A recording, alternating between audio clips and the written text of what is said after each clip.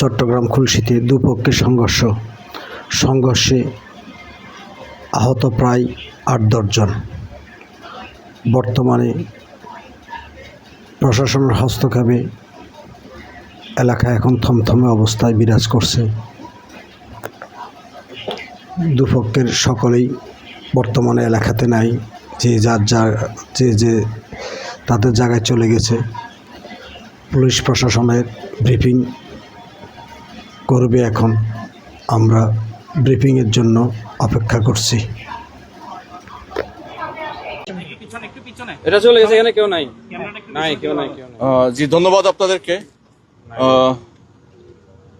Faiz lake এলাকাটা আমাদের চট্টগ্রাম শহরের অন্যতম বিনোদন কেন্দ্র, ঠিক আছে। তো একই সাথে এখানে তুলসী এলাকার কিছু পাহাড়ি এলাকা আছে। বাস্তবতা হলো এখানে কিছু ডিসপিউটেড ল্যান্ড আছে, একদম বাস্তব সত্য কথা। এই ডিসপিউটেড ল্যান্ডকে কেন্দ্র করে বিভিন্ন সময় বিভিন্ন গ্রুপ, পেশি শক্তি অতীতেও এখানে জটলা পাকানোর চেষ্টা করেছে, এখনো করতেছে। আমরা কন্টিনিউয়াস আমাদের পুলিশিং দায়িত্ব, ল অ্যান্ড অর্ডার সিচুয়েশন একদম মেনটেন করার জন্য আমাদের যে দায়িত্ব পালন করে আমরা সেটা করে যাচ্ছি। আজকে তারই ধারাবাহিকতায় আমরা দেখতে পেলাম যে ফয়েজ লেক এবং তার পার্শ্ববর্তী আশেপাশের কিছু জায়গা জমিকে কেন্দ্র করে বিরোধকে কেন্দ্র করে এখানে দুইটা এলাকা, এটা হলো ডাবলমোরিং না আকবর শাহ এলাকা এবং খুলশী এলাকার বাসিন্দাদের মধ্যে হয়তো এখানে কোনো বিরোধপূর্ণ কিছু গ্রুপ থাকতে পারে। আমরা সেটা তদন্ত করে বের করব। তো এদের মধ্যে আধিপত্য বিস্তারকে কেন্দ্র করে এখানে বিরোধ চলমান ছিল ফর লাস্ট 1 আওয়ারের মতো।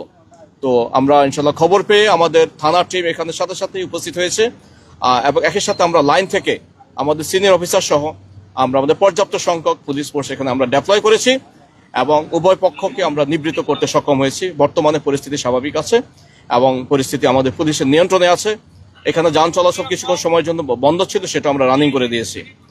আর দুই পক্ষ বিরোধপূর্ণ, দুইটা থানার পরে বিরোধপূর্ণ যারা ব্যক্তিবর্গ ছিলেন তারা তাদের নিজ নিজ বাসা বাড়িতে চলে গিয়েছেন। বর্তমানে পরিস্থিতি ইনশাআল্লাহ আমাদের নিয়ন্ত্রণে আছে। দুপক্ষ তারা কারা ছিল এবং কতজন হতাহতের ঘটনা?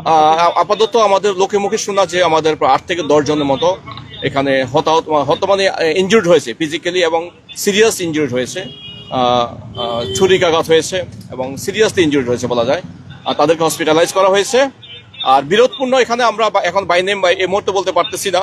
আমরা এটা তদন্ত করে দেখব কারা কারা এখানে প্রাইম রোল প্লে করেছে। আমরা সেখানে আমাদের বিধিবদ্ধ আইনের আওতায় তাদেরকে নিয়ে আসবো। আচ্ছা, আমরা শুনেছি যে একটি জায়গা দখলকে দেওয়াল ভাঙাকে এক গ্রুপ দেওয়াল দিয়েছে, এক গ্রুপ দেওয়াল ভেঙেছে।